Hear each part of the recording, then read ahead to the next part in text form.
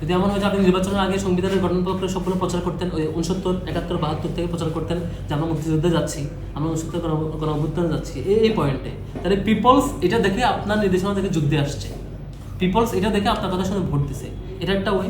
সুতরাং সংবিধান people's Willey হয়েছে। তারপরে অথবা সংবিধান হওয়ার পরে আপনি একটা গণভোট দিচ্ছেন বা এটা মানুষের কাছে ছেড়ে দিয়েছে, সংবিধানে এই পয়েন্ট আপনারা সম্মতি কিনা, এভাবে।